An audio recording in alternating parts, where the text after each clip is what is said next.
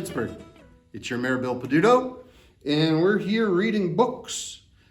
Tonight's book is Otis and the Kittens, not to be confused with Otis Day and the Knights. And a little trivia, who's Otis Day and the Knights? Moms and dads, grandmas and grandpaps? That's right, they were that band from Animal House. Okay, but this is Otis and the Kittens. You ready, kids? For Otis and the Kittens. #1 New York Times best-selling. Wow. Way to go, Lauren. Lauren Long. Some nice bucolic farmland. It was hot and dry. Let's try this again. It was hot and dry on the farm where the friendly little tractor named Otis lived. Otis couldn't remember the last time it had rained. Farmers all over the valley grew more anxious by the day. Water was in short supply.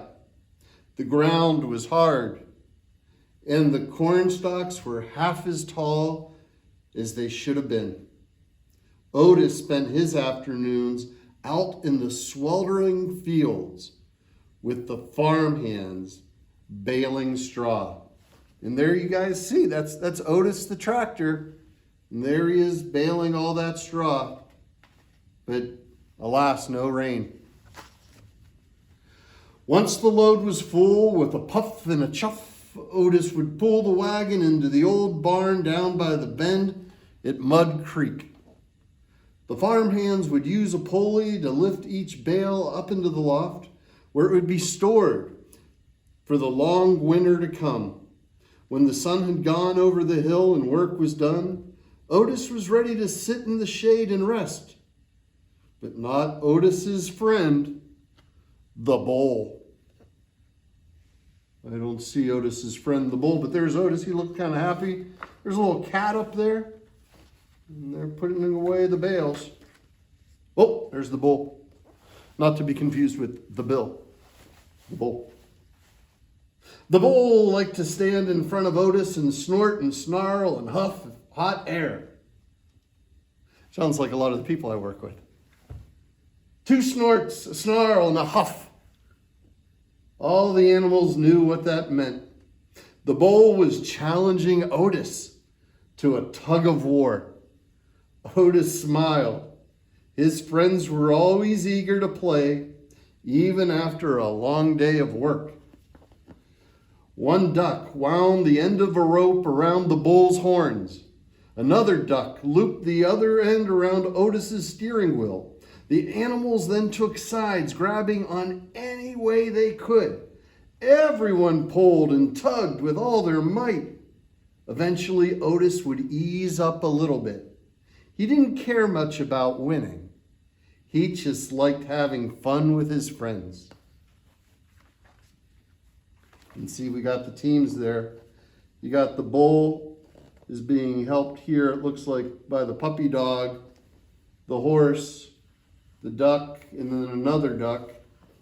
And it seems like the ducks are waging both sides. You got 2 ducks on this side, you got 3 ducks on this side, and Otis, and the cow, and then the baby cow. I don't know. I think I'd go with the bull. You know, we don't have sports now, so if you're at home and watching with the kids, you can wager, and we'll find out who will win. One afternoon, when everyone was up under the shade of the apple tree, Otis spotted something moving down in the field. It looked to be an orange tabby cat. Where did she come from? Otis wondered. He watched as she ran toward the old barn, and there he saw something that caused his engine to sputter. A swirl of smoke. Kids, what is that smoke? Here's Otis. It's not coming from him. Here's the bull. Guess we never find out who won. Uh-oh, I see a lot more smoke. Otis raced to the barn with the animals following behind. They discovered flames coming from the loft inside the old barn. A fire.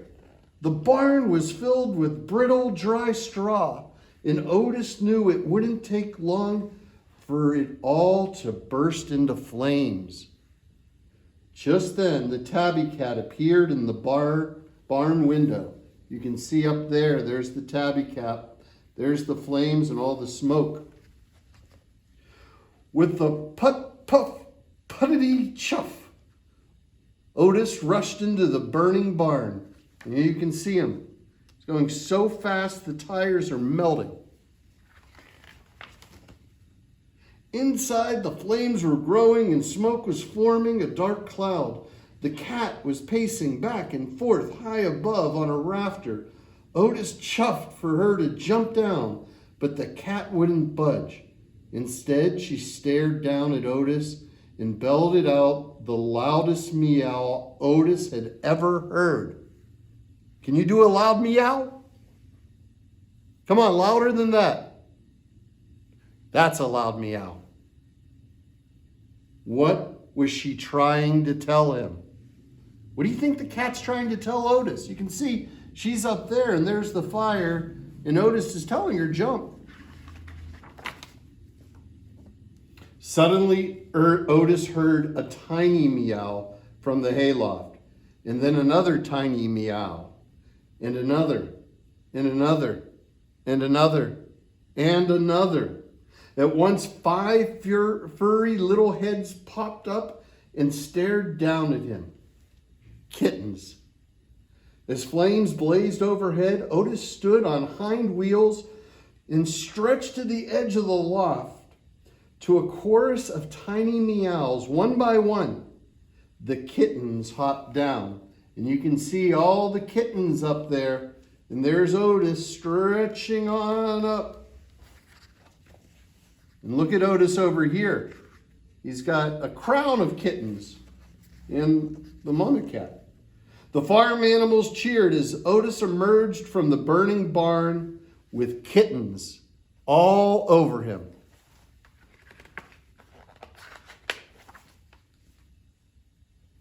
But as soon as Mama Cat counted their little heads, she meowed frantically back at the barn. This time, Otis had no doubt what she was saying. How many more were still in there? By then, the top of the barn was engulfed in flames, sending large plumes of smoke into the sky. Otis was afraid, but he gunned his engine, screeched his tires, and dashed back into the burning barn. You can see Otis going right back in, and the barn still on fire. Inside, the heat was growing, and it was hard to breathe. Otis revved his engine, and one last little kitten head popped up. See the little kitten right there? Trembling from fear, Otis puffed a gentle chuff, and the kitten climbed down on top of him, hopped to his seat, leapt to the floor, and scampered out of the barn to safety. Way to go, Otis. Otis the man. He's like a hero, but he's a tractor, so he's not really a man. Otis, outside, the animals cheered when they saw another kitten emerge, and they watched for Otis to follow. Inside, the flames spread by the second. Otis wheeled around to see if any more kittens were left. The old boards of the barn's floor creaked, buckled, and moaned.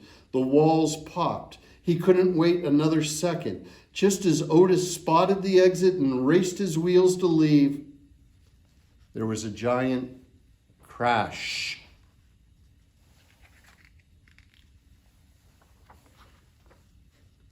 The floor collapsed, and Otis plunged to the darkness below.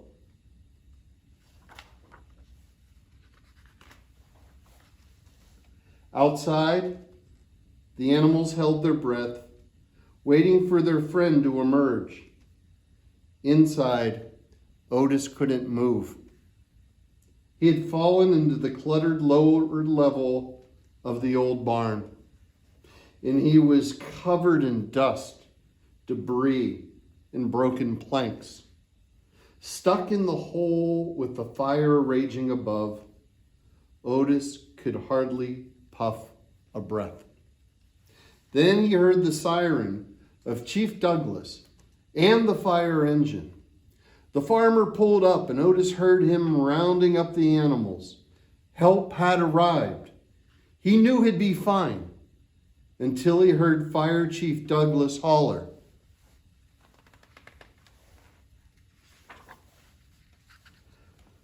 "Sorry, farmer, the creek's gone dry in the drought, and the water supply is too low to save this old barn. As long as everyone's safe, we'll have to let her burn." Underneath the pile of broken boards and dust, Otis couldn't see a thing or move a gasket, and his heart sank deep inside his engines. The animals had grown wild with fear. The farmer counted them, and one by one, they were all safe and sound. He couldn't figure out why they were acting so crazy. Suddenly, the little calf bolted for the barn door. Her friends followed right behind. And again, you can see the calf and the mama cow and the horse, and there's a duck, another duck, puppy dog, and the bull. Inside the fiery barn, they spotted Otis stuck down in the hole. Covered in boards and dust, his engine was barely running. How could they ever get him out?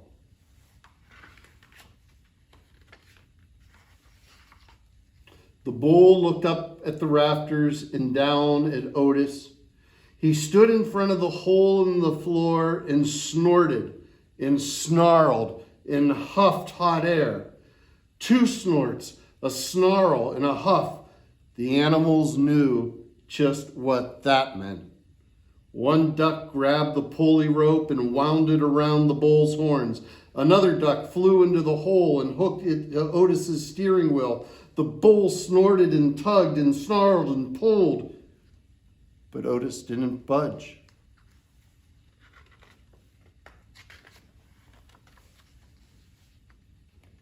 The horse and the cow grabbed the rope behind the bull, and together they snorted and tugged and neighed and mooed and pulled, and Otis teetered ever so slightly.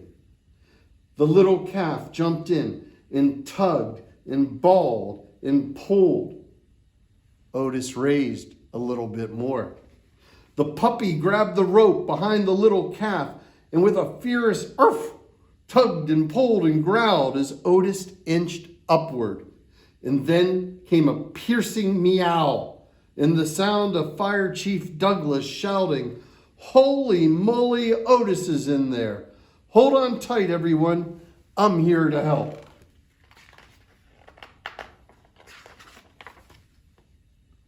And there's the fire chief.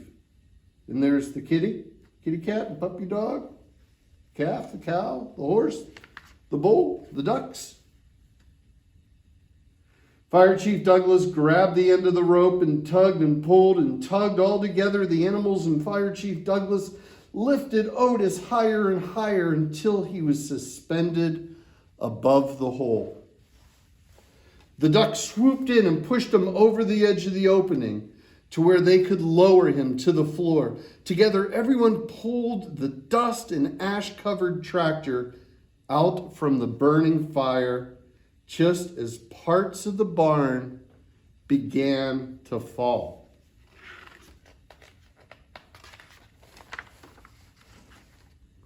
Then, Fire Chief Douglas and his men hosed off Otis and wiped down his frame. The cool water revived Otis, and everyone cheered when they heard a faint puff, puff, puttity, chuff. Something like that. I don't speak tractor. It was music to their ears. The kittens jumped on top of Otis and crawled all over him. Fire Chief Douglas laughed and said, "Farmer, what say we adopt these kittens and their mama? They'd make a mighty fine addition to our firehouse family." Otis puffed a happy chuff. He couldn't think of a better home for his new friends. And there they are, folks. The kittens and their mama who would be going to the firehouse. Otis all cleaned off of all that dust and debris from the basement of the barn. And everybody's safe and okay.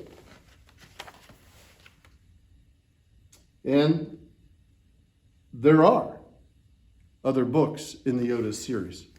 So, kids, little burgers, did you like Otis and the kittens? Well, then sign up and get your free copy. 60 books for every young Pittsburgher from the time you're born to you're 5 years old. A new book every month coming directly to you. Our partnership with Dolly Parton, the Benter Foundation, and others has been able to secure the Imagination Library sent directly to every young Pittsburgher in the city. Make sure that you sign up to get yours right here. Thanks, folks.